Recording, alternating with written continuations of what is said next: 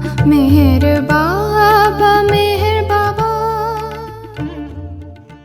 अवतार मेहर बाबा की जय।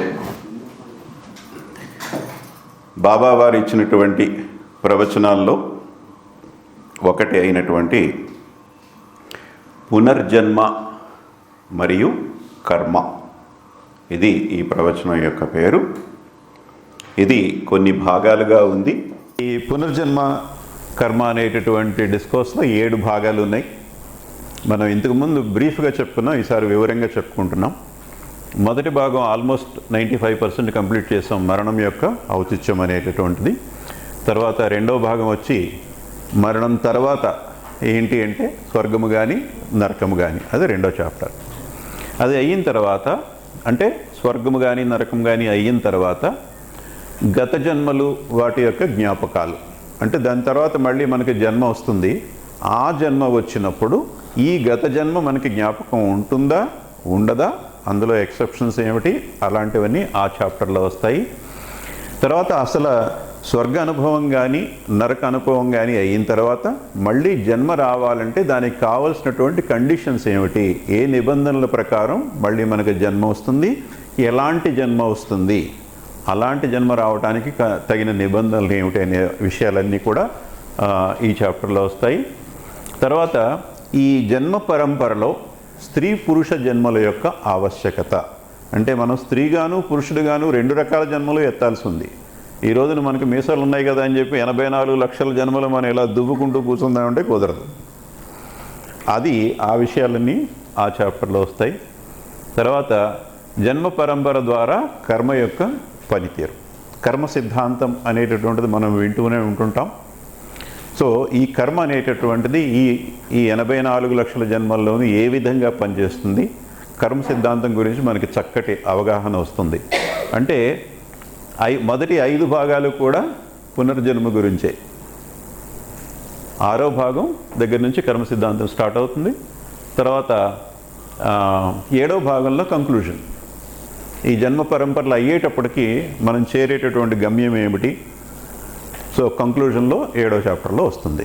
ఇది ఈ ప్రవచనం యొక్క మొత్తం వివరాలు.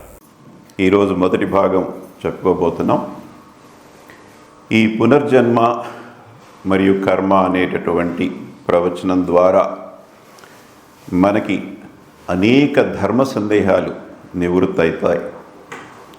అసలు పునర్జన్మలు ఉన్నాయా లేవా, ఉంటే ఎన్ని జన్మలు ఉన్నాయి, మానవులుగా మనం ఎన్ని జన్మలు ఎత్తవలసి ఉంది, పురుషులు స్త్రీలుగా పుడతారా, స్త్రీలు పురుషులుగా పుడతారా,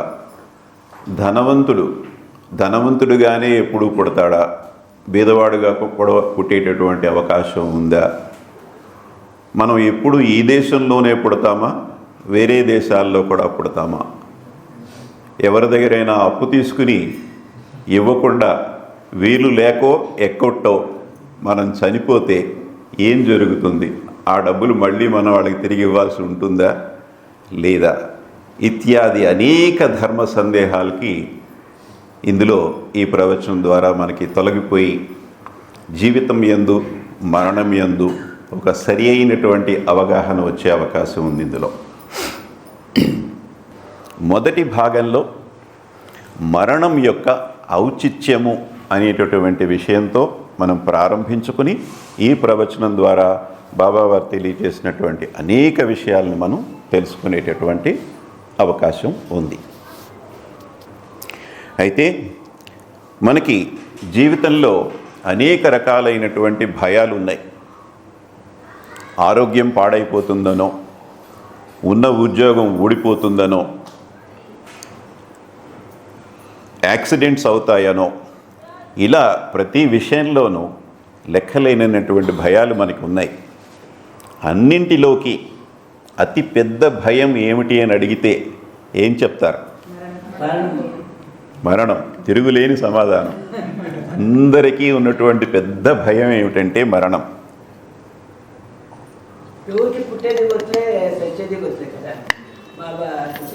మీ స్థాయికి ఇంకా అందరం చేరుకోలేదండి.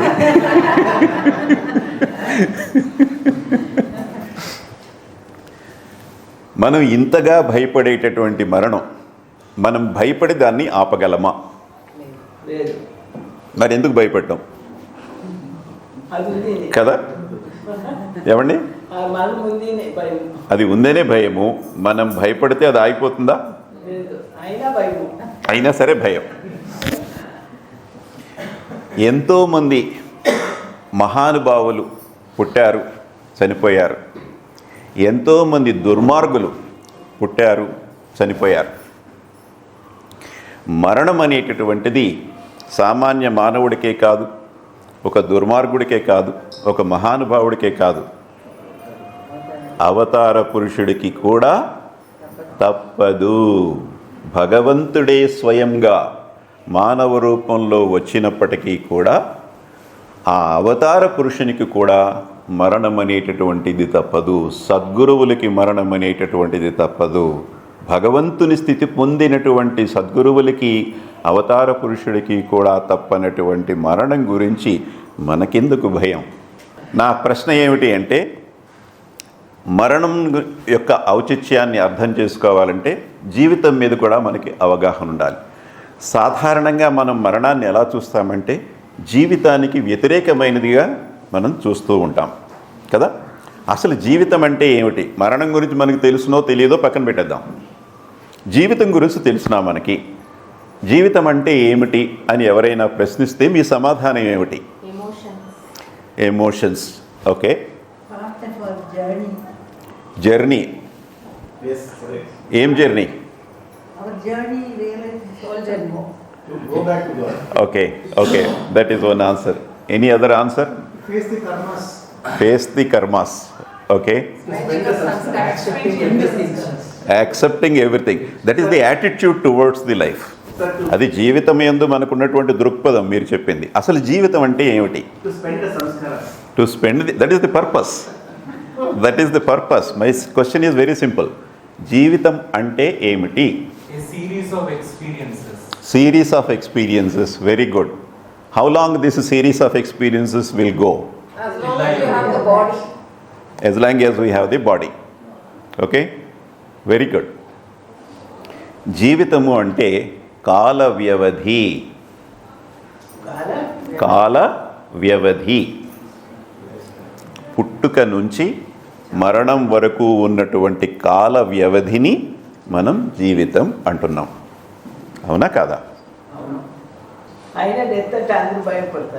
అయినా సరే డెత్ అంటే అందరూ భయపడతారు. అది ఆ భయం పోగొట్టడం కోసమే బాబా మనకి ఈ ప్రవచనాన్ని ఇచ్చారు. ఈ ప్రవచనం విన్న తర్వాత మనకి మరణం అంటే కించిత్తు భయం కూడా ఉండదు. దానికోసమే ఈ ప్రవచనం బాబా మనకి ఇచ్చారు.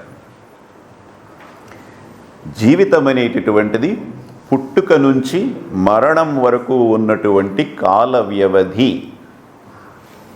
ఈ రెండిటి మధ్య ఉన్న కాల వ్యవధిని మనం జీవితం అంటున్నాం. మరణించినప్పుడు ఏమంటున్నాం? అక్కడతోటి జీవితం అయిపోయింది అంటున్నాం కదా. ఇది సాధారణంగా అందరికీ ఉన్నటువంటి అవగాహన. అది కరెక్టా కాదా? బాబా చెప్పేటటువంటి జీవితం ఏమిటి అనేది కూడా మనం తెలుసుకుంటాం.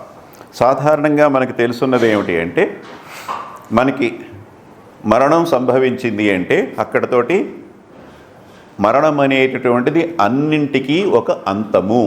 అక్కడతోటి అన్నీ అయిపోతాయి, అన్నీ క్లోజ్ అయిపోతాయి.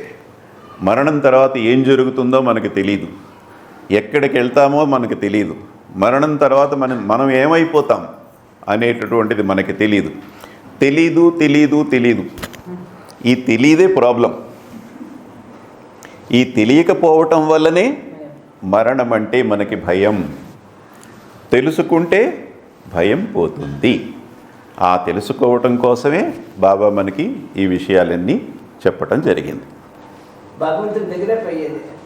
భగవంతుని దగ్గరికి పోయేది. చూడండి, ఆవిడకి మొత్తం డిస్కోర్స్ అంతా తెలుసు.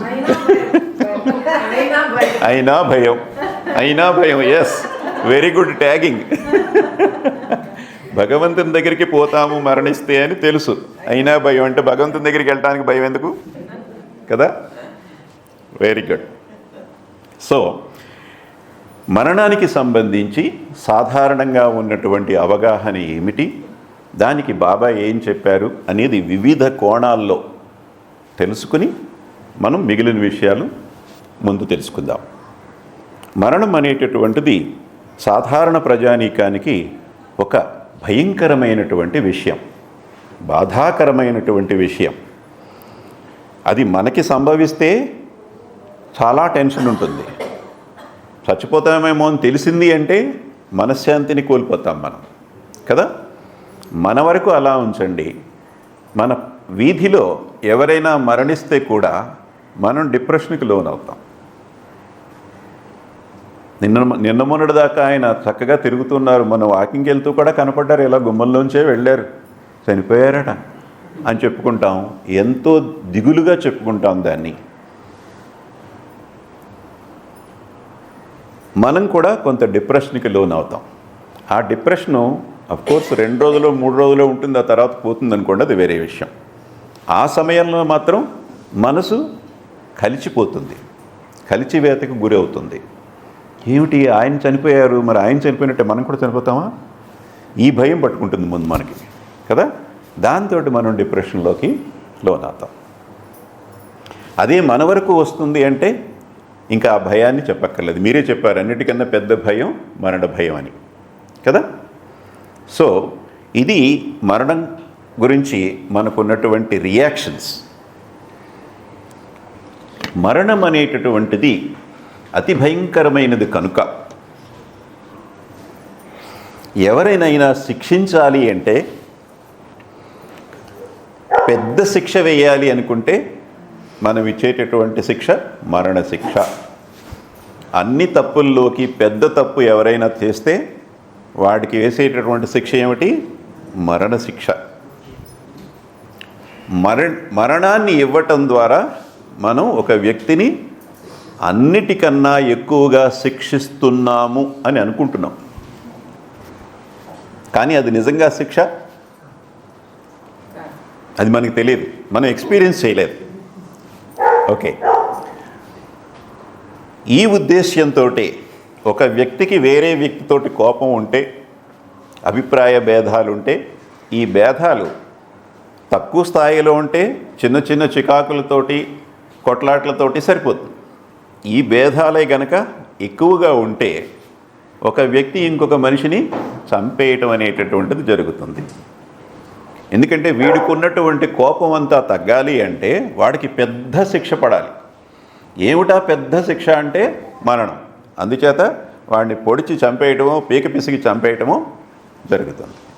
సో మరణం అనేటటువంటిది శిక్షలన్నిటిలోకి అతిపెద్ద శిక్షగా భావిస్తున్నాము. అది ఇంకొక పాయింట్. మరణం అనేటటువంటిది అతిపెద్ద శిక్ష అని అనుకోవటంలో కూడా అపోహ ఉంది. ఓకే,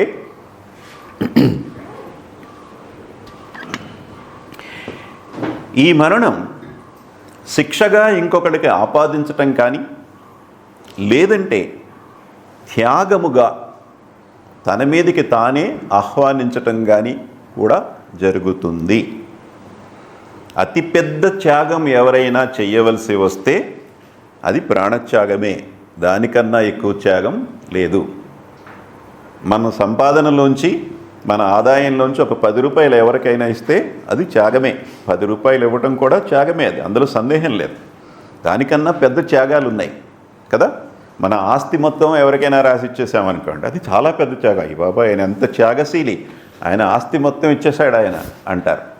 మరి అదే వ్యక్తి దగ్గరికి వెళ్ళి ఏమండి మీ ప్రాణం త్యాగం చేయండి అంటే చేస్తాడు ఆయన? కోట్లు ఇవ్వడానికైనా సిద్ధమే, కానీ ప్రాణం మాత్రం ఇవ్వడం. ప్రాణం అంత విలువైంది, కోట్ల కన్నా విలువైనటువంటిది ప్రాణం. అటువంటి ప్రాణాన్ని కూడా త్యాగం చేసినటువంటి త్యాగశీలులు అనేక మంది ఉన్నారు. ఉదాహరణకి మన ఆర్మీ సోల్జర్సు, వాళ్ళు వృత్తిరీత్యా మన దేశ సంరక్షణ చేస్తూ అనేక సందర్భాల్లో వాళ్ళు ప్రాణాలు కోల్పోవడం అనేటటువంటిది వార్తల్లో మనం చూస్తూ ఉన్నాం. ఇంకా స్వాతంత్ర ఉద్యమ సందర్భంలో అనేక మంది ప్రాణాలు పోతాయని తెలిసి కూడా బ్రిటిష్ వాళ్ళ బుల్లెట్లకు ఎదురు వెళ్ళి వాళ్ళ ప్రాణాలని ఆహుతి చేశారు, వాళ్ళ ప్రాణాలని త్యాగం చేశారు. అటువంటి త్యాగమూర్తుల యొక్క త్యాగ ఫలాన్ని మనం ఈ రోజుని అనుభవిస్తున్నాం. ఈ రోజున ఈ ప్రపంచంలో ఈ భూమి మీద స్వతంత్రం లేనటువంటి దేశాలు ఇంకా ఉన్నాయి. మూర్ఖుల పాలనలో ఉన్నటువంటి రాజ్యాలు ఇంకా ఉన్నాయి. సొంత అభిప్రాయాలను వ్యక్తం చేయటానికి కూడా అవకాశం లేనటువంటి రాజ్యాలు ఉన్నాయి. ఎన్నో రిస్ట్రిక్షన్స్ తోటి స్వాతంత్రం లేకుండా జీవిస్తున్నటువంటి ప్రజానీకం ఎంతోమంది ఉన్నారు. వాళ్ళకి లేనటువంటి స్వాతంత్రం ఈరోజు మనకి ఉంది అంటే వీళ్ళందరి త్యాగ ఫలమే మనం అనుభవిస్తున్నాం. సో అలా చూస్తే క్లాస్లో అందరూ సూసైడ్ చేసుకోవచ్చు సార్. ఏమండి, అలా చూస్తే క్లాస్లో అందరూ సూసైడ్ చేసుకోవాలి, ఎందుకంటే అందరికీ ఫస్ట్ ర్యాంక్ కావాలని అనుకుంటారు కదా. Very good point. అదే నిజమైతే కనుక అందరూ సూసైడ్లు చేసుకోవాల్సిందే. ఫస్ట్ ర్యాంక్ రాని వాళ్ళు అందరూ సూసైడ్లు చేసుకోవాలి. క్లాస్లో 50 మంది ఉంటే 49 మంది సూసైడ్లు చేసుకోవాలి కదా. సో ఇది కేవలం అవివేకము తప్పితే ఈ సంఘటనలో నాకు ఏమాత్రం జాలి కలగలేదు. ఏం జరిగిందంటే, మరణం అనేటటువంటిది త్యాగముగా ఆహ్వానించటం ఒక ఎత్తు కాగా, దీన్ని జీవితంలో మనం ఎదుర్కొనేటటువంటి సమస్యలు ఎక్కువైపోయినప్పుడు తప్పించుకునేటటువంటి విధంగా మరణాన్ని ఆహ్వానించటం అనేటటువంటిది మనం ఆత్మహత్య అంటున్నాం. సమస్యలు ఎక్కువైపోయినాయి, ఛాలెంజెస్ ఎక్కువైపోయినాయి, ఎదుర్కోలేకపోతున్నాం. ఈ బాధలన్నిటి నుంచి మనం తప్పించుకోవాలి అనుకుంటే ఆత్మహత్య చేసేసుకుంటే సరిపోతుంది. ఎడాపడా బాకీలు చేసేసాము, బాకీలు చేసేసి మనకేవో రావాల్సిన డబ్బులు ఉన్నాయి, అవి వచ్చిన తర్వాత ఇవన్నీ తీర్చేద్దామని చెప్పి పాటి చేసేసుకుని మొత్తం డబ్బులన్నీ ఖర్చు పెట్టేశాం. తీరా చూస్తే ఏదో లీగల్ లిటిగేషన్ వల్ల మనకి రావాల్సిన డబ్బులు రావు అని కోర్టు చెప్పింది. ఇప్పుడు ప్రశ్న మొదలైంది. 10 చోట్ల నుంచి డబ్బులు పట్టుకొచ్చి పార్టీలు చేసేసుకున్నాం, ఎంజాయ్ చేసేసాం, రైట్? తీర్చే మార్గం కనపట్టలేదు. ఇప్పుడు ఏం చేయాలి? ఇటువంటి పెద్ద పెద్ద సమస్యలు జీవితంలో ఎదురైనప్పుడు ఆత్మహత్య అనేటటువంటిది ఆ సమస్యల నుంచి తప్పించుకోవడానికి ఒక మార్గం అని అనుకుని ఆత్మహత్య చేసుకుంటున్నారు అనేక మంది. కానీ అది నిజంగా తప్పించుకునేటటువంటి మార్గమా అంటే మనలో కొందరికి ఇప్పటికే అవగాహన ఉంది, కాదు అని. ఎందుకు అంటే ఆత్మహత్య చేసుకున్నప్పటికీ కూడా ఏ సమస్యల నుంచి మనం పారిపోతున్నామో ఆ సమస్యల్ని మనం మళ్ళీ జన్మలో ఎదుర్కొని తీరాలి. ఇది మనం బాబా పరిధిలో ఉన్నాం గనక మనకు తెలుసు. మరి సాధారణ ప్రజానీకం సంగతి ఏమిటి? ఆధ్యాత్మిక విషయాలు తెలియనటువంటి వాళ్ళ సంగతి ఏమిటి? తెలిస్తే ఇంతమంది సూసైడ్లు ఎందుకు చేసుకుంటున్నారు? ముఖ్యంగా విద్యార్థులు, తెలివితేటలు ఉన్నవాడు, తెలివిలేనివాడు, చదువురానివాడు ఏదో ఆవేశంలో ఇలాంటి పని చేశాడు అనుకుంటే అయ్యో పాపం తెలివి తక్కువ విధం అనవసరంగా ప్రాణం తీసుకున్నాడు అని జాలిపడచ్చు మనం. తెలివైనటువంటి వాళ్ళు, ఇంజనీరింగ్ స్టూడెంట్సు, మెడికల్ స్టూడెంట్సు, పెద్ద పెద్ద చదువులు చదివి ఎంతో పెద్ద పెద్ద బుర్ర ఉన్నటువంటి వాళ్ళు చేసేటటువంటి పిచ్చి పనులు ఈ ఆత్మహత్యలు అనేటటువంటి. ఈ మధ్యకాలంలో గత 3 సంవత్సరాలు అయి ఉంటుంది సుమారుగా, కోవిడ్ టైంలో మద్రాస్ ఐఐటిలో చదువుతున్నటువంటి ఒక అమ్మాయి చనిపోయిందని పేపర్లో వార్త పడింది. చిన్న వార్త, ఒక చిన్న పారాగ్రాఫ్. ఆ వార్తతో పాటు ఆ అమ్మాయి ఫోటో కూడా వేశారు, కలర్ ఫోటో హిందూలో.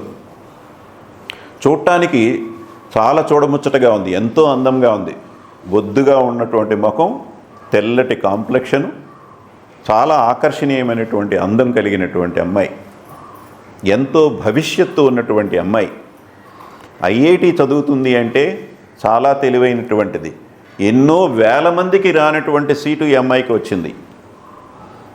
ఐఐటి ఖరీదైనటువంటి చదువు, అంటే తల్లిదండ్రులు బాగా ధనవంతులు, ఏది కావాలంటే అది కొనిపెట్టగలిగేటటువంటి దమ్మున్నటువంటి వాళ్ళు తల్లిదండ్రులు. డబ్బులున్నాయి, చదువు ఉంది, అందం ఉంది, బోల్డంత జీవితం మిగిలింది. ఎవరికీ రానటువంటి అవకాశం తనకి వచ్చింది ఐఐటిలో చదవటం. ఇన్ని అదృష్టాలు, ఇన్ని ఐశ్వర్యాలు ఉన్నటువంటి ఆ అమ్మాయి ఆత్మహత్య ఎందుకు చేసుకుంది అని చూస్తే వార్తల్లో తెలిసింది ఏమిటి అంటే 5 పేపర్స్లో 4 పేపర్స్లో క్లాసులో అందరికన్నా నెంబర్ 1 ర్యాంక్ వచ్చింది తనకి. పోనీ ఇన్నింటిలోనూ నెంబర్ 1 ర్యాంక్ వచ్చి 5వ పేపర్ ఫెయిల్ అయిందా అందుకని చనిపోయింది అనుకుంటే ఫెయిల్ కాలేదు. పోనీ ఏమైనా అత్యవసర మార్కులు వచ్చాయంటే అది కాదు, చక్కటి మార్కులు వచ్చాయి. మరెందుకు చనిపోయింది అంటే ఈ 5వ పేపర్లో కూడా తనకే నెంబర్ 1 ర్యాంక్ రాలేదు. ఆ బాధని తట్టుకోలేక హాస్టల్లో ఫ్యాన్కి వేలాడింది. తప్పు కదా ఇది. ఏమండి? తప్పు కదా. ఈ వార్త చదివితే నాకు అయ్యో అని అనిపించలేదు. ఎందుకంటే ఇది ఎంత తెలివి తక్కువతనము అంటే అన్నీ ఉండి అన్నీ కావాలనుకోవటం అది ఎంత స్వార్థపూరితమైనటువంటి ఆలోచన. అన్నీ నాకే కావాలి, డబ్బులు నాకే కావాలి, ఐఐటి సీటు నాకే కావాలి, అందము నాకే కావాలి, అన్ని పేపర్లోనూ నెంబర్ 1 నాకే కావాలి. ఇది ఏం ఆలోచన ఇది? తల్లిదండ్రులకి నరకం కదా. ఈ పిల్ల వెళ్ళిపోయింది హాయిగా ఫ్యాన్కి వేలాడేసుకుని. తల్లిదండ్రులు ఎన్ని ఆశలు పెట్టుకుని ఎంత కష్టపడి వాళ్ళ కష్టపడిన సంపాదన అంతా పెట్టి చదివించారు అమ్మాయిని. జీవితకాలం వాళ్ళకి నరకం కదా. Only child. ఆ అమ్మాయి కూడా ఓన్లీ చైల్డ్ లాగానే అనిపించింది చూస్తే. సిబ్లింగ్స్ ఉన్నట్టుగా పేపర్లో ఏమీ రాయలేదు. సో దీని నుంచి మనం నేర్చుకోవాల్సింది ఏమిటి అంటే కాస్తో కూస్తో మనందరికీ స్వార్థం ఉంది. ప్రతి వాళ్ళ దగ్గర నుంచి ఎంతో కొంత రాబట్టుకోవాలని చూస్తూ ఉంటాం మనం. ఆ స్వార్థాన్ని తగ్గించుకోమని బాబా చెప్తున్నారు, అది వేరే విషయం. అది మనం వింటున్నామా లేదా అది వేరే విషయం. ఎంత విన్నప్పటికీ కూడా స్వార్థం అనేది మనకు లేకపోలేదు. మనమేమి సెయింట్స్ కాదు కదా, సాధు పొంగవులం అంతకన్నా కాదు. సో ఇది మానవ సహజం. క్రమక్రమంగా మనం స్వార్థాన్ని వీడి నిస్వార్థమైన జీవితం వైపు మళ్ళుతాము. ఆ దిశగా బాబా మనకి సహాయం చేస్తున్నారు, మనం ప్రయత్నం చేస్తున్నాము. అదంతా బాగానే ఉంది. కానీ ఇంత స్వార్థం ఉంటే ఏం జరుగుతుంది అంటే ఆ స్వార్థం, మనకున్నటువంటి స్వార్థం, నాకే అన్నీ కావాలి అనేటటువంటి హద్దుమీరినటువంటి స్వార్థం మనల్ని చంపేస్తుంది. స్వార్థం ప్రాణాంతకం. స్వార్థం అనర్థం అన్నారు పెద్దలు. ఈ ఉదాహరణ బట్టి స్వార్థం ప్రాణాంతకం కూడా, కేవలం అనర్థం మాత్రమే కాదు. ఈ విధంగా మరణం అనేటటువంటిది ఒక త్యాగం రూపంలో ఆహ్వానించవచ్చు, ఆత్మహత్య రూపంలో కూడా ఆహ్వానించటం అనేటటువంటిది జరుగుతుంది. ఏ సమస్యలను ఎదుర్కోలేక ఆత్మహత్య ద్వారా తప్పించుకునే మార్గమని భావిస్తున్నారో ఆ సమస్యలని తదుపరి జన్మలో ఎదుర్కోవలసినదే, తప్పదు. దానికన్నా ఉత్తమం ఏంటంటే ఆ ఇబ్బందులేవో ఆ సమస్యలేవో ఈ జన్మలోనే అనుభవించటం ఉత్తమం. ఆత్మహత్య గురించి మరింత వివరంగా తదుపరి సెక్షన్లో మనం చాలా డీటెయిల్స్ తెలుసుకుంటాం. మనం తెలుసుకున్నటువంటి డీటెయిల్స్ మనకు తెలిసిన వాళ్ళందరికీ కూడా పంచవచ్చు బాబా చెప్పినటువంటి విషయాలు. తద్వారా ఈ జాడ్యం, ఆత్మహత్య అనేటటువంటి జాడ్యం, ముఖ్యంగా చదువుకునే పిల్లలకి ఉన్నటువంటి జాడ్యాన్ని తగ్గించడానికి ఉపయోగపడుతుంది. అయితే క్రమంగా మనం ఒక పద్ధతిలో వెళ్దాం, ఒకదాని తర్వాత ఒకటి తెలుసుకుందాం, అటు ఇటు జంప్ చేసేయకుండా. సో మరణం గురించి మనకి ఇన్ని రకాలైనటువంటి భయంకరమైనటువంటి అవగాహనలు, భయంకరమైనటువంటి అపోహలు కూడా ఉన్నాయి. అవగాహన ఉంది, కొన్ని కోణాలలో అపోహలు కూడా ఉన్నాయి. ఈ అపోహలు ఉండటం వల్లే మరణం అంటే మనం ఇంత భయపడి చచ్చిపోతున్నాం. నిజంగా చచ్చిపోకుండా భయంతో చచ్చిపోతున్నాం.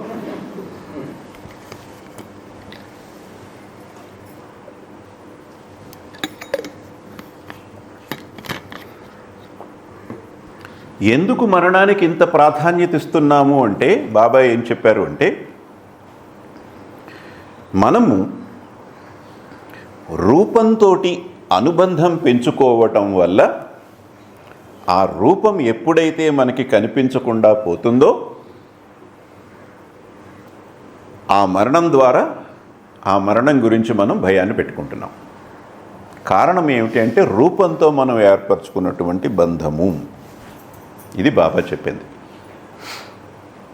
రూపం దేనికి ఉంది? భౌతిక శరీరానికి ఉంది. మనమే ఈ భౌతిక శరీరమా? మనకి ఈ భౌతిక శరీరం ఉంది. ఒంటి మీద మనం బట్టలు ఏ విధంగా వేసుకున్నామో అలాగా మనకి భౌతిక శరీరం అనేటటువంటిది ఒక కవర్. అది పోతుంది అంతే, మనం పోవటం లేదు. ఆ వివరాలు మనం చాలా క్లియర్గా తెలుసుకుంటాం. మరణం అనేటటువంటిది మిగుల దుఃఖదాయకమైనటువంటిదని ఇందాకే చెప్పుకున్నాం, మనందరికీ తెలిసిన విషయమే. ఈ దుఃఖం అనేటటువంటి కోణం ద్వారా మరణాన్ని చూస్తే ఎందుకు దుఃఖపడుతున్నాము? మరణం తథ్యమని అందరికీ తెలుసు, అవతార పురుషునికి కూడా తప్పదు అని తెలుసు. అలాంటప్పుడు మనం ఎందుకు దుఃఖపడుతున్నాము? ఇప్పుడు మన బిడ్డకి ఆడుకునేటప్పుడు పడిపోయాడు, ఏ గోడ మీద నుంచో కిందకు దూకేటప్పుడు కాలు ఫ్రాక్చర్ అయిందనుకుందాం, మనకి దుఃఖం కలుగుతుందవునా కదా? ఎందుకని? మన బిడ్డకి బాధ కలిగింది, ఫ్రాక్చర్ అయ్యింది, బాధపడుతున్నాడు. మన బిడ్డ బాధ మన బాధ కనుక మనం బాధపడుతున్నాం, అందులో అర్థం ఉంది. మరి మరణించిన వాళ్ళు బాధపడటం లేదే. మరణించిన శరీరాన్ని దోమలు కుడుతున్నా కానీ కొంచెం కూడా అలా కదలటల్లా, మనమైతే వెంటనే టాపర్ కొడతాం కదా. అంత రియాక్షన్ ఉంది మనలో. ప్రాణం ఉంటే, ప్రాణం లేనప్పుడు కొంచెం కూడా చలనం రావటం లేదు. మనకు క్లియర్గా తెలుస్తుంది మరణించిన తర్వాత బాధ అనేది ఉండదు అని. మన బిడ్డ కాలు విరిగితే మనకి బాధ కలుగుతుంది, ఎందుకంటే బిడ్డ బాధపడుతున్నాడు. మరణించిన వ్యక్తి బాధపడలేదే. మరి మనం ఎందుకు బాధపడుతున్నాం అంటే బాబా ఏం చెప్పారంటే కేవలం మన స్వార్థం వల్లే మనం బాధపడుతున్నాము. ఇంతకాలం మనకి సంపాదించి పోషించేటటువంటి వ్యక్తి ఇప్పుడు లేడు, అయ్యో ఎలాగ బ్రతకటం అనేటటువంటి బాధతో మనం బాధపడుతున్నాం. కానీ అయ్యో చచ్చిపోయాడే, చచ్చిపోయిన తర్వాత బ్రేక్ఫాస్ట్ తినడానికి లేదు, టీవీ సీరియల్స్ చూడటానికి లేదు, ఇది కాదు మన బాధ. మనం మానం, ఎదుటివాళ్ళు చనిపోయినా కానీ మనం టీవీ సీరియల్స్ చూస్తూనే ఉంటాం. మళ్ళీ ఆ రోజునే పెట్టేసుకుంటాం. సాయంకాలం పొద్దున్న బాధపడతాం, సాయంకాలమే టీవీ సీరియల్ ఆన్ చేస్తాం. ఏదో ఒకటి పెట్టు, లేదంటే ఇంక ఇలాగే ఉంటారు ఇంట్లో అందరూ అంటారు. ఏదో ఒకటి ఏమిటి? TV serial.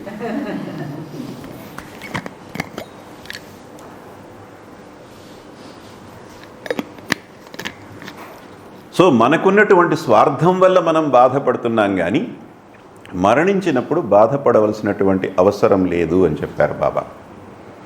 ఈ బాధ కూడా ఎలా ఉంటుందంటే బీద కుటుంబంలో మరణం జరిగితే ఒకలా ఉంటుంది, మధ్యతరగతి కుటుంబంలో మరణం జరిగితే ఒకలా ఉంటుంది, బాగా ధనికుల కుటుంబంలో మరణం జరిగితే ఒక రకంగా ఉంటుంది. బీద కుటుంబంలో మరణం జరిగితే వాళ్ళు గుండెలు బాధేసుకుంటూ లబలబా ఏడుస్తూ విపరీతంగా బాధపడతారు. ఆ వీధంతా వినపడుతుంది, ఊరంతా వినపడుతుంది, గోలగోలు చేసేసుకుని రచ్చరచ్చ చేసేసుకుంటారు. అంత బాధాకరమైనటువంటి విషయం వాళ్ళకి.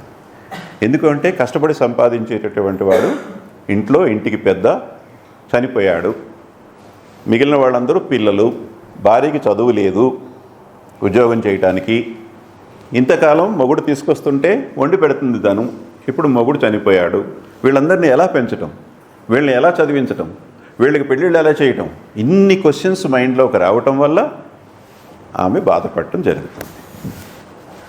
మధ్యతరగతి కుటుంబాల్లో అంత బాధ ఉండదు, మరీ గుండెలు బాధేసుకుని జుట్టు విరబోసేసుకుని నానా భీభత్సం చెయ్యం.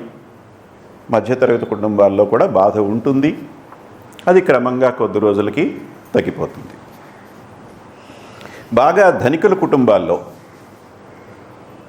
అందరికీ ప్రతి వాళ్ళకి ఎల్ఐసి పాలసీస్ ఉన్నాయి, బ్యాంకుల్లో బ్యాలెన్సులు ఉన్నాయి, ఫిక్స్డ్ డిపాజిట్స్ ఉన్నాయి, స్టాక్ మార్కెట్లో స్టాక్స్ ఉన్నాయి, చిన్నపిల్లలు కూడా ఇన్వెస్ట్ చేసేస్తున్నారు, అందరికీ కావలసినంత డబ్బులు ఉన్నాయి, ఎకరాల పొలాలు ఉన్నాయి, అందరి పేరున రాసేసి ఉన్నాయి. భర్త చనిపోయాడనుకో, అయ్యో ఎలాగ పిల్లల్ని పెంచడం, ఎలాగ వాళ్ళని చదివించటం, ఎలాగ వాళ్ళకి పెళ్ళిళ్ళు చేయటం అనేటటువంటి బాధ ధనికుల కుటుంబంలో అంతగా ఉండదు. అందుకని మధ్యతరగతి కుటుంబాల్లో ఉన్న బాధ కన్నా తక్కువ బాధ ఉంటుంది.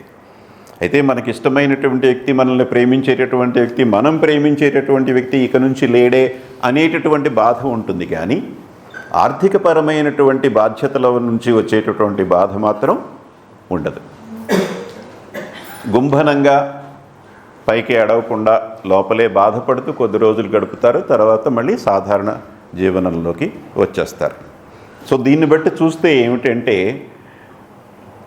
మనం జీవించటం ఎలాగా, మన పిల్లల్ని పైకి తీసుకురావటం ఎలాగా అనేటటువంటి సమస్యల వల్లే మనం ఎక్కువగా బాధపడుతున్నాం. కానీ అయ్యో చనిపోయినటువంటి వ్యక్తికి తినటానికి లేదు, సినిమాలు చూడటానికి లేదు, సీరియల్స్ చూడటానికి లేదు, చనిపోయిన వ్యక్తి గురించి కాదు మనం బాధపడేది. బాబా మరణానికి సంబంధించినటువంటి అనేక విషయాలను మనకి తెలియచేస్తూ, దాని చుట్టూ ఉన్నటువంటి సత్యాన్ని మనకి తెలియపరుస్తూ, అది ఎంత భారయుతమైనటువంటిది కాదు అనేటటువంటి భావాన్ని మనకి కలుగు చేస్తున్నారు. ఇంతవరకు మనకి తెలియక మరణం గురించి భయంకరమైన బాధని మనసులో పెట్టుకున్నప్పటికీ కూడా ఇన్ని విషయాలు తెలుసుకున్న తర్వాత మనకి బాధ అంతగా ఉండదు. ఇప్పుడు ఇందాక ఎవరో జర్నీ అన్నారు కదా, ఆ జర్నీ సంగతి ఏమిటో చూద్దాం. ఇప్పుడు లైఫ్ జీవితం అంటే ఏమిటి అంటే జర్నీ అన్నారు. ఆ జర్నీ సంగతి చూద్దాం. ఏమండి? ఓకే, గీత అంటే గీత అంటే ఆంటీయేనా అనొచ్చా? ఆంటీ అనొచ్చా?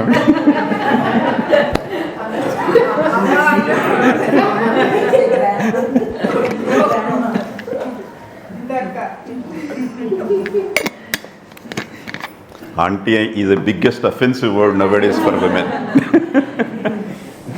Previously they used to welcome, call me auntie, why not?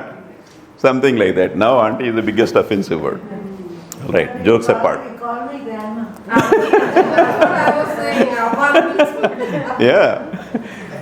If they get the grandchild, they get excited. Oh, from today onwards I am a grandma. It is an excitement, correct? So మనవడు పుడితే ఊరోళ్ళందరికీ సంబరంగా చెప్పుకునేవాళ్ళు, నీ అమ్మమ్మని అయిపోయాను, నీ నాన్నమ్మని అయిపోయాను అని గర్వంగా చెప్పుకునేవాళ్ళు. ఈ రోజున ఆంటీ అంటేనే కేసులు వేస్తున్నారు. Okay, jokes apart. ఏమండి? ఎప్పుడు చిన్నాళ్ళుగానే ఉండాలని అందరికీ ఆశ.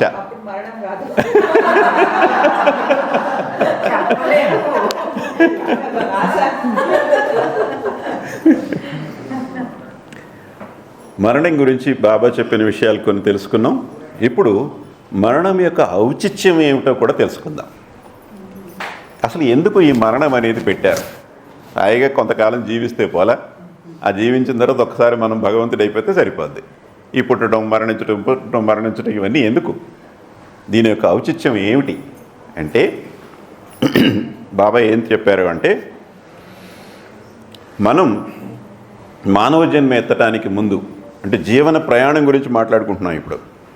మానవ జన్మ ఎత్తడానికి ముందు జంతు జన్మలన్నీ పూర్తి చేశాం, వృక్ష జన్మలన్నీ పూర్తి చేశాం, పక్షి జన్మలన్నీ పూర్తి చేసేసాం, రాళ్ళు రప్పలు అన్నీ అయిపోయినాయి. అది మనకి తెలియదు, అందుకనే ఆయన చెప్తున్నారు. సో ఈ జన్మలన్నీ పూర్తి చేసి మానవ జన్మ ఎత్తాం. మరి మానవ జన్మ తర్వాత ఇంకేమన్నా డైనోసారస్ జన్మ లాంటివి ఏమన్నా ఉన్నాయా అండి అంటే ఏమి లేవు. అవి కూడా ఎత్తేసాం. డైనోసారస్ జన్మలు కూడా మనం ఎత్తిన వాళ్ళవి. ఈ యావత్తు సృష్టిలోనూ మానవ జన్మ అంత ఉత్కృష్టమైనటువంటి జన్మ ఇంకొకటి లేదు. దీనికన్నా గొప్ప జన్మ అంటూ ఇంకొకటి లేదు. మనం ఎంతో కాలం ప్రయాణం చేసి అనేక రకాల రాళ్ళుగా, అనేక రకాల లోహాలుగా, మెటల్స్గా, అనేక రకాల జలచరాలుగా, వృక్షాలుగా, పక్షులుగా, జంతువులుగా ఇన్ని జన్మలు ఎత్తిన తర్వాత మనం మానవులుగా పుట్టాము ఇప్పుడు. అయితే మనకి గుర్తు లేదు గనక ఆ విషయాలు తెలియవు. అవతార పురుషుడు వచ్చి చెప్తేనే కానీ అలాంటివి మనకి తెలియదు. అయితే ఈ జంతు జన్మలన్నీ పూర్తి చేసుకుని తొలిసారి మానవ జన్మ ఎత్తిన తర్వాత మనము భగవంతుడు అనేటటువంటి అనుభవాన్ని పొందటానికి లోగా 84 లక్షల మానవ జన్మలు ఎత్తవలసి ఉంది. మనం ఇంకొక జంతువుగానో ఇంకొక పక్షిగాను మళ్ళీ మనం పుట్టడం అనేది జరగదు. తిరిగి మళ్ళీ మనం జంతువులుగా పుట్టడం అనేది జరగదు. తెలియని వాళ్ళు వాళ్ళ కోపం వస్తే నువ్వు వచ్చే జన్మలో గాడిదలా పుడతావు, నువ్వు పందిలా పుడతావు అని చెప్పి తిడతారు, శాపనార్థాలు పెడతారు. అది వాళ్ళకి తెలియకపోవడం తప్పితే ఏమీ కాదు.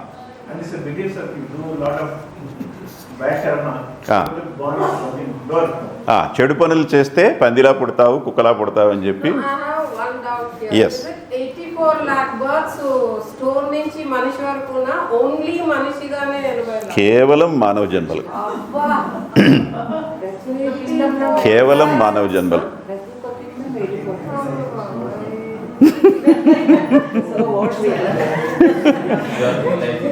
Don't worry, he is saying.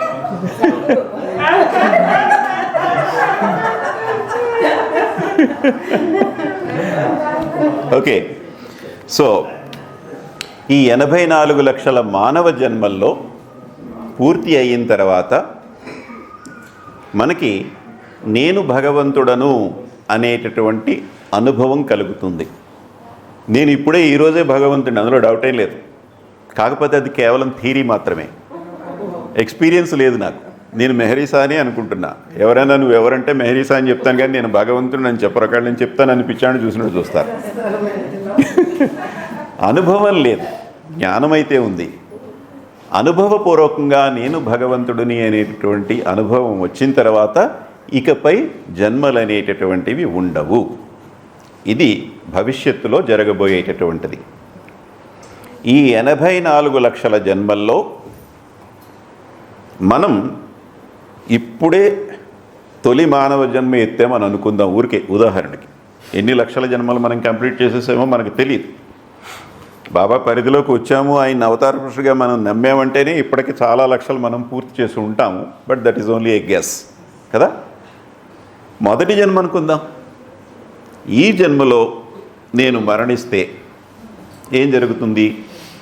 ఇంకా మొత్తం 84 లక్షల జన్మలు ఎత్తవలసి ఉంది కనుక మిగిలిన జన్మలు ఎన్ని అంటే 84 లక్షలు -1, 83,99,999. మళ్ళీ జన్మ వచ్చింది నాకు, రెండవ జన్మ వచ్చింది. రెండవ జన్మలో ఎటువంటి అనుభవాలు నేను పొందాలో అన్నీ పొందిన తర్వాత మళ్ళీ మరణం సంభవించింది. ఇంకా మిగిలిన జన్మలు ఎన్ని ఏమిటే 84 లక్షలు -2, 83,99,998. మరొకసారి మరణిస్తే -3, మరొకసారి మరణిస్తే -4, మరోసారి మరణిస్తే -5. అంటే మరణించినప్పుడల్లా ఏం జరుగుతుంది? మిగిలిన జన్మలు తగ్గుతున్నాయి. మిగిలిన జన్మలు తగ్గుతున్నాయి అంటే మనం మన యొక్క భగవంతుని స్థితికి క్రమక్రమంగా మనం దగ్గరికి వెళ్తున్నాము. -84 లక్షలు అనేటప్పటికీ నేను భగవంతుడను అని చెప్తున్నాము. అంటే మరణం అనేటటువంటిది ఈ ప్రయాణంలో ఒక మైలురాయి లాంటిది. It is a gift, it is a progress, అభివృద్ధి. మన యొక్క దైవీ స్థితికి మనం క్రమక్రమంగా దగ్గరవుతున్నాం, దివ్యత్వానికి చేరువవుతున్నాం. మరణిస్తేనే ఒక అంకె తగ్గుతుంది, మరణించకపోతే అంకె తగ్గదు. మనం పొందాల్సిన అనుభవాలు పొందే వరకు కూడా మరణం రాదు. మరణం వచ్చింది అంటే అమ్మయ్య ఒక అంకె తగ్గిపోయింది, దివ్యత్వానికి నేను మరింత దగ్గరవుతున్నాను అన్న ఫీలింగు ఎంత చక్కటి ఫీలింగ్ అన్నది. అయినా ఏడుస్తున్నాం, తెలియక ఏడుస్తున్నాం. ఇప్పుడు బాబా ఇన్ని విషయాలు చెప్పారు కనుక ఇన్ని తెలుసుకున్న తర్వాత ఏడవలసినటువంటి అవసరం లేదు. అలా అని ఎవరైనా మన ఇంట్లో చనిపోతే మనమే పార్టీ చేసేసుకోకూడదు,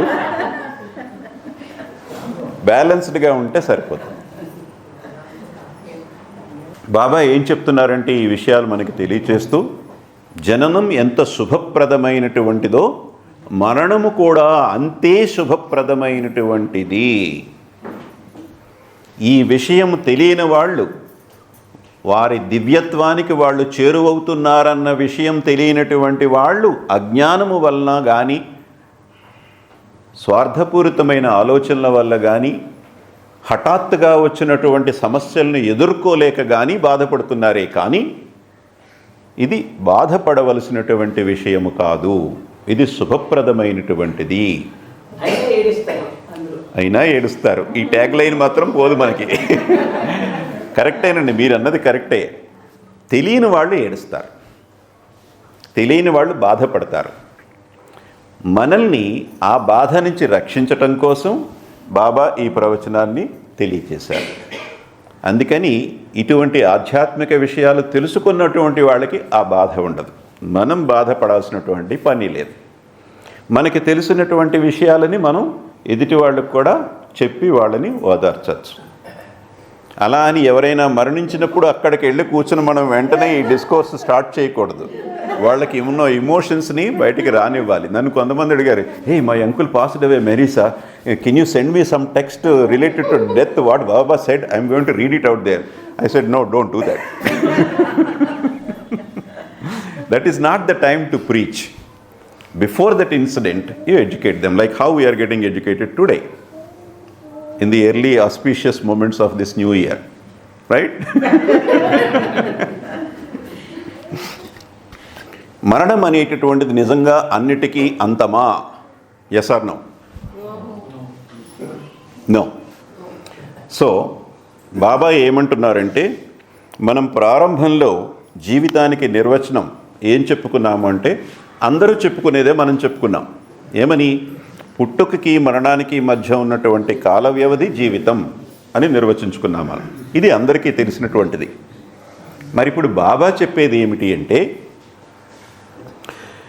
జీవితం అంటే ఒక జన్మకి ఒక మరణానికి మధ్య ఉన్న కాల వ్యవధి మాత్రమే కాదు.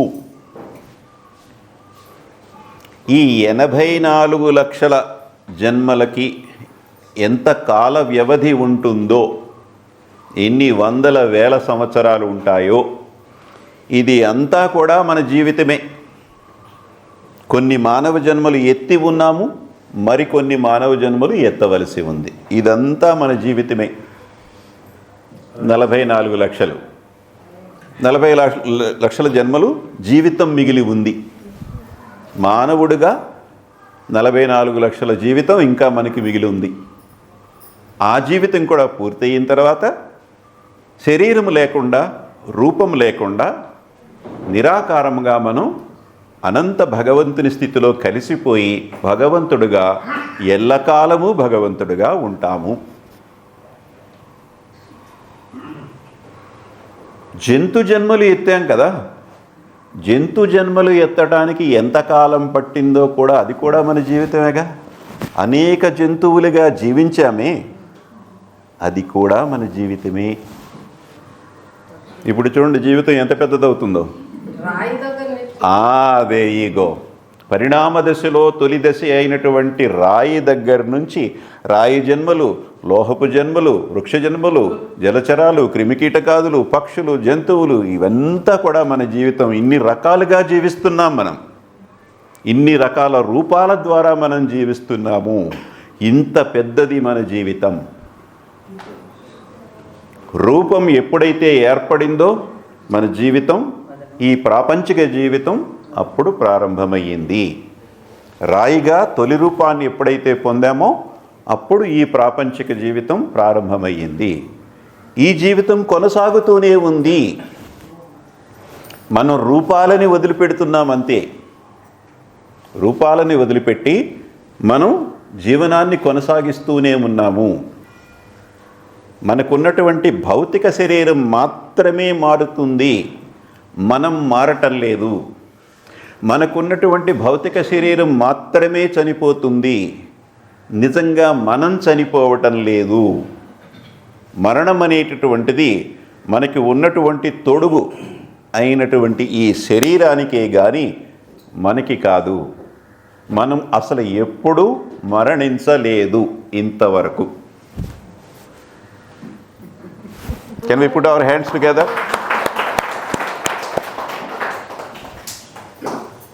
మనం ఇంతవరకు ఎప్పుడూ మరణించలేదు. మరి ఈ మరణం ఏమిటండి? బాబా దాన్ని ఫాల్స్ డెత్ అన్నారు. Comma. It is a comma, it is an interval, it is a resting period. ఆ రెస్టింగ్ పీరియడ్ ఏంటి, ఆ రెస్టింగ్ పీరియడ్లో ఏం జరుగుతాయి అవన్నీ తదుపరి సెషన్స్లో మనం డీటెయిల్గా మాట్లాడుకుంటాం.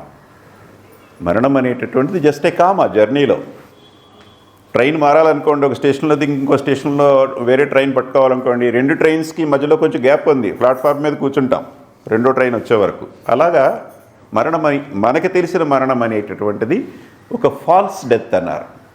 మరి రియల్ డెత్ ఏమిటి అంటే అసలు మళ్ళీ రూపాన్ని పొందేటటువంటి అవకాశం లేకుండా ఎప్పుడైతే మరణిస్తామో, అంటే 84 లక్షల జన్మల తదుపరి ఆ మరణం, చివరి మరణం, అది నిజమైనటువంటి మరణం.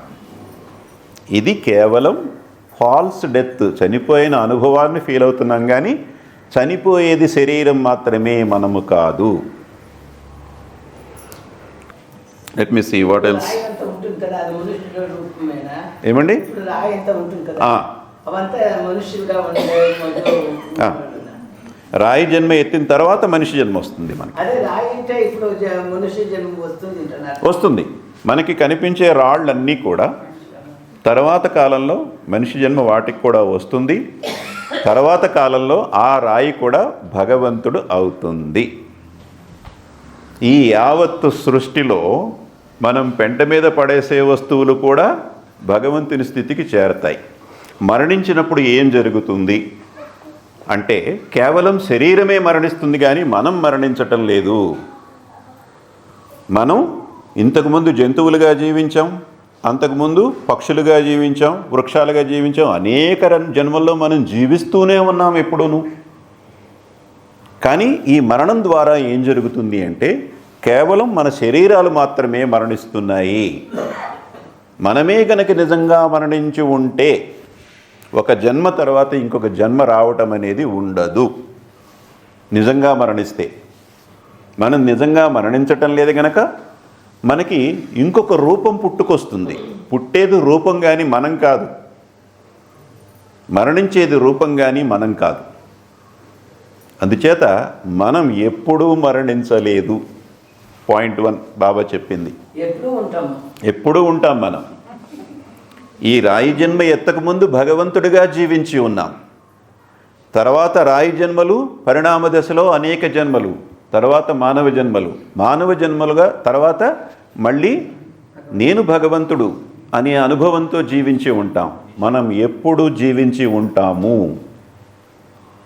మనం అందరం అమరులమే, మనం మరణించే వాళ్ళం కాదు. మరణం అనేది మనల్ని ముట్టుకోనన్నా ముట్టుకోదు.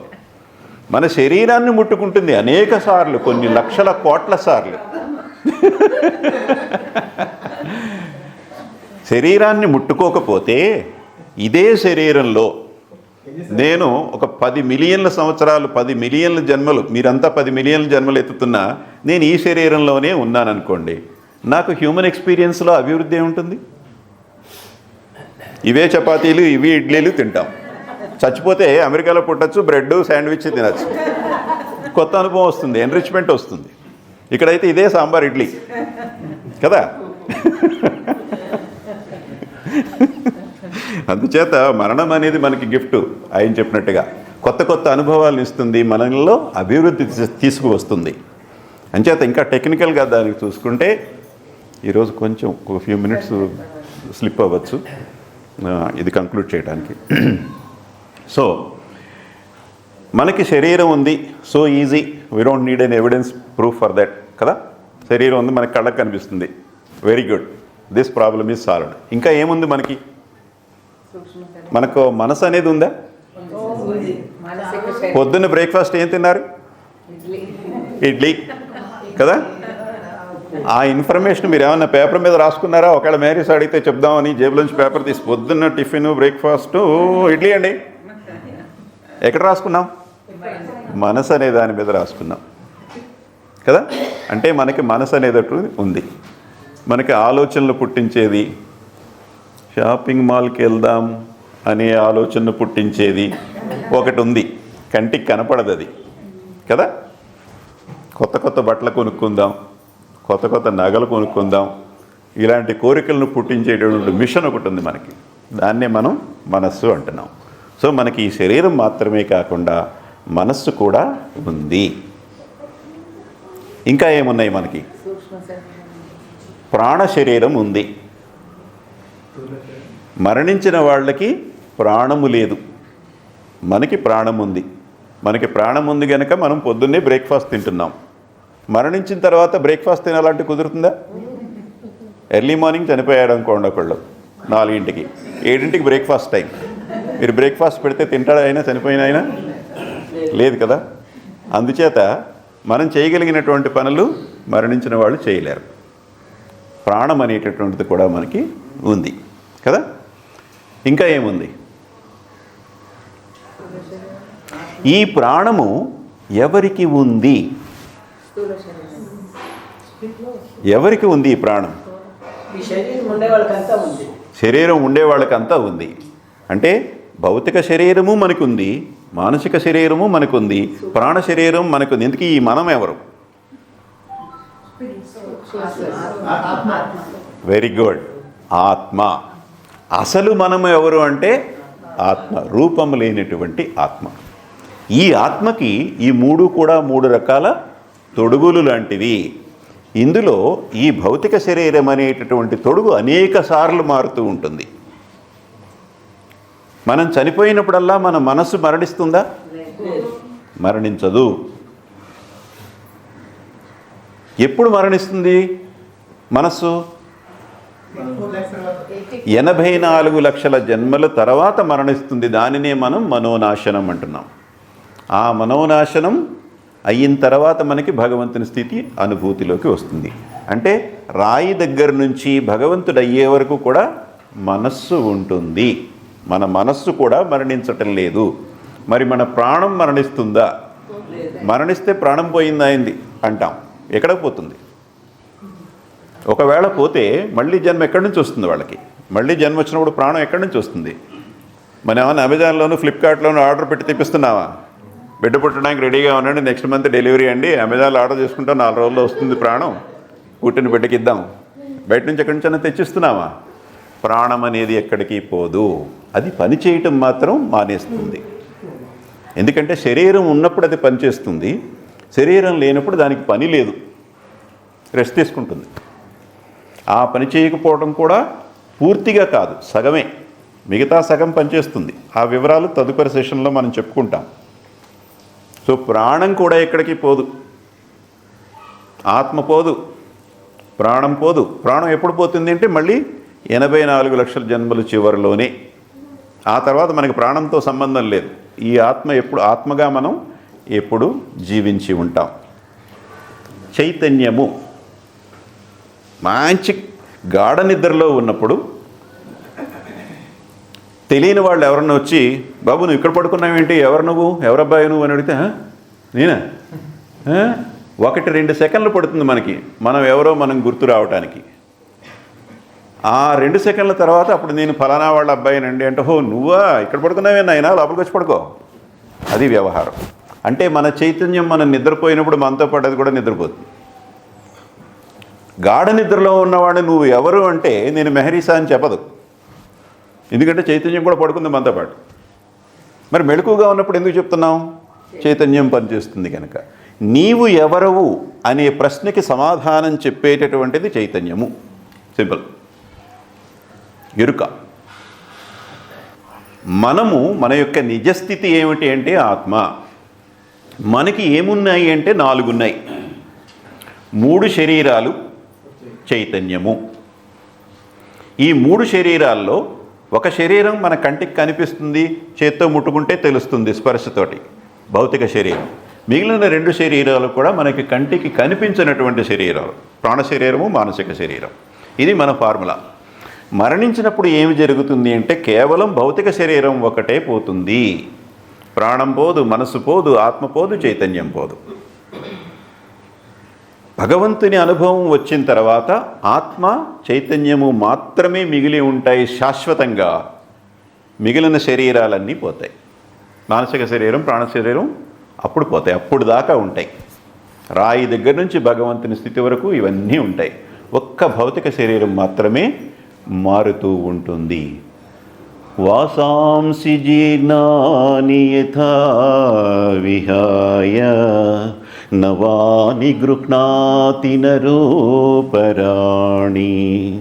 తథా విహాయ జీర్ణాని అన్యాని సంయాతి నవాని దేహి అన్యాని సంయాతి నవాని దేహి. వాసాంసి జీర్ణాని అంటే జీర్ణమైనటువంటి, వాసాంసి అంటే వస్త్రము. మనం దేనిలో వసిస్తున్నామో దాన్ని సంస్కృతంలో వాసాంసి అంటారు. సింపుల్. ఇందులో మనం వసిస్తున్నాం కనుక ఇది మన యొక్క వస్త్రం. జీర్ణమైనటువంటి వస్త్రాలని, పాత వస్త్రాలని ఏ విధంగా అయితే మనం వదిలేసి కొత్త వస్త్రాలని ధరిస్తున్నామో అదే విధముగా ఆత్మ జీర్ణమైనటువంటి శరీరాన్ని వదిలేసి కొత్త శరీరాన్ని పొందుతుంది అని బాబా కృష్ణ పరమాత్మగా వచ్చినప్పుడు భగవద్గీత ద్వారా మనకి తెలియచేశారు. వాసాంసి జీర్ణాన్ని అన్నారు. జీర్ణమైనటువంటి వస్త్రముల్లాగా జీర్ణమైనటువంటి శరీరం పోతుందని అన్నారు, కానీ నువ్వు చనిపోతావు అని చెప్పి కృష్ణ పరమాత్మ చెప్పలేదు మనకి భగవద్గీతలో. అవునా కదా? జీర్ణమైనటువంటి శరీరమే పోతుంది, నువ్వు పోవు. అయినా మిడిల్ ఏజ్లో ఎదురుపోతారు కదా, అప్పుడు కూడా వాళ్ళ శరీరమే పోతుందండి. మిడిల్ ఏజ్లో పోయినా బాల్యంలో పోయినా మన శరీరం మాత్రమే పోతుంది. మనం మళ్ళీ ఇంకొక శరీరాన్ని పొందటం జరుగుతుంది. ఇది భగవద్గీతలో చెప్పింది. అంటే జీర్ణం కాకుండానే పోతుంది. Very smart, very smart. Good catch. Give a big round.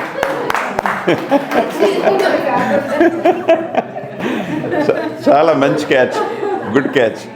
వృద్ధాప్యం రాకుండానే, జీర్ణం కాకుండానే పోతుంది అనేది నేనే ఆలోచించలేదు.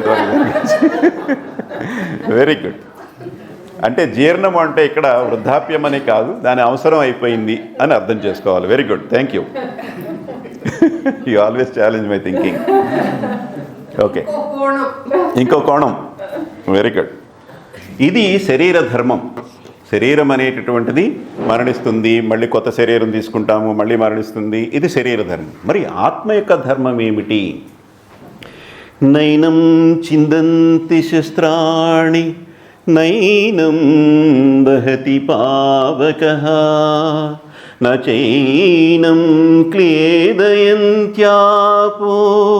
న శోషయతి మారుతః న శోషయతి మారుతః. ఇది ఆత్మ యొక్క స్వభావం. ఏమిటి అంటే నైనం చిందంతి శస్త్రాణి. ఏనహ అంటే ఆత్మ. న చిందంతి శస్త్రాణి న చిందంతి, శస్త్రములు ఛేదించలేవు. ఏనహ అంటే ఆత్మ. ఏనం అంటే ఆత్మని. న ఏనం, నా ప్లస్ ఏనం బికమ్స్ నైనం. నైనం అంటే కళ్ళు కాదు. మొదట్లో నేను కళ్ళు అనుకునేవాడిని, కళ్ళ గురించి చెప్తున్నాడు ఏంటి అని. అది తెలిస్తేనే తెలుస్తుంది. అది నా ప్లస్ ఏనం బికమ్స్ నైనం ఇన్ సాంస్క్రిట్. నైనం చిందంతి శస్త్రాణి, శస్త్రములు. నైనం నా ఏనం, ఏనహ అంటే ఆత్మ. ఆత్మని ఛేదింపజాలవు. అంటే మనం కత్తితోటి పొడిస్తే ఆత్మకి గాయం కలగదు. కత్తితో పొడిస్తే మరి శరీరానికి ఏమవుతుందండి? గాయం కలుగుతుంది. అంటే ఆత్మ వేరు, శరీరం వేరు. గాయం కలిగేది శరీరానికే కానీ ఆత్మకి కాదు. అంటే మనం ఆత్మగా మనం మరణించటం లేదు సరికదా, ఆత్మగా మనం కత్తిపోటు కూడా అనుభవించటం లేదు. నైనం చిందంతి శస్త్రాణి నైనం దహతి పావకః. మంటని నీళ్లు ఏ విధంగా ఆర్పేస్తుందో అలాగా ఈ ఆత్మని ఓ బకెట్ నీళ్ళు వేసి కొడితే ఈ ఆత్మ పోతుందా అనుకుంటే పోదు. నా శోషయతి మారుతః. గాలి వచ్చి మంటని ఏ విధంగా ఆర్పేస్తుందో ఆ విధంగా పెద్దగా గాలి వీస్తే ఈ ఆత్మ ఏమన్నా అవుతుందా అంటే ఏమీ కాదు. ఈ విధంగా 4-5 ఉదాహరణలు చెప్పారు. మరి ఏమన్నా 5వ పద్ధతిలో ఏమైనా ఆత్మని ఏమన్నా చేయొచ్చని మీకు అనుమానం రావచ్చు. 5 కాదు, 6 కాదు, ఏ విధంగానూ ఆత్మని నాశనం చేయటం కుదరదు అనేది చెప్పటం కోసం బాబా కృష్ణ పరమాత్ముడిగా వచ్చినప్పుడు ఒక 4 ఎగ్జాంపుల్స్ తీసుకుని చెప్పారు. అది మంటల్లో వేసినా కాలదు, కత్తితో పొడిచినా చనిపోదు, నీళ్లతో ఆర్పినా ఆరిపోదు, గాలితోటి దాన్ని ఊదినా అది ఎక్కడికి పోదని కొన్ని ఉదాహరణలు చెప్పారు. మరి అన్ని ఉదాహరణలు చెప్తే భగవద్గీత ఇంత పొడుగవుతుంది అప్పుడు కదా. సారాంశం ఏమిటి అంటే ఆత్మ అనేటటువంటిది శాశ్వతమైనటువంటిది, అది ఎప్పుడు పోనటువంటిది. యాదానికి ఏడకూడదు. ఏడవకూడదు. Excellent. Give her big round of applause. That's the most important thing. Keep all your knowledge aside. When somebody dies, ఏడవకూడదు. Pray the God, sing the songs, sing the name. That's all. Simple. Very good. Excellent. ఇంకా ఏం నేర్చుకున్నాం? People said that you have to cry it, the feeling should come out from your heart. Feeling ఉంటే రావాలి బయటికి. మనకు ఆ feeling ఉంటే మనం ఏడవాలి. ఏడవటమే మంచిది, ఆరోగ్యం. ఫీలింగ్ ఇప్పుడు లేదు కదా. బాబా ఇన్ని విషయాలు చెప్పిన తర్వాత. మా నాన్నగారు చనిపోయినప్పుడు మా ఇంట్లో ఎవ్వరూ ఏడవలేదు. బాబా నామం చేస్తూ బాబా పాటలు పాడుతూ 3 రోజులు గడిపారు. Okay sorry. So we don't yeah English అర్థం అవుతుందా? వస్తుందండి. తెలుగు తెలుస్తుందండి. Okay, very good. సో అది లోపల బాధ ఉంటే ఏడవాలి. ఏడవటమే ఆరోగ్యం. బాబా చెప్పిన విషయాలు మనం తెలుసుకున్న తర్వాత అసలు మనకి బాధే ఉండదు. అది చెడు కాదు. మరణం అనేది చెడు కాదు. మరణం అనేది శుభప్రదమైనటువంటిది. పుట్టుక ఎంత శుభప్రదమైనటువంటిదో అంతే శుభప్రదమైనటువంటిది మరణం. ఇంకెందుకు ఏడవటం? కొన్ని లక్షల కోట్ల సార్లు మరణించాం మనం. రాయిగా మరణించాం, లోహంగా మరణించాం, చెట్లుగా మరణించాం, పక్షులుగా మరణించాం, జంతువులుగా మరణించాం. ఇన్ని మరణాలు ఇన్నిసార్లు మరణించాం. మనకు కొత్త ఏం కాదు. ఇప్పుడు నేను వస్తా మన ఇంట్లో ఎవరో చనిపోయింది. అప్పుడు ఒక్కరా మనసు బేజారైతుంది. అవును, తెలియని వాళ్ళకి బాధ కలుగుతుంది. అజ్ఞానము వల్ల బాధ కలుగుతుంది. ఇంత జ్ఞానం మనం తెలుసుకున్న తర్వాత మనకి బాధ అనేది ఉండదు. One more time.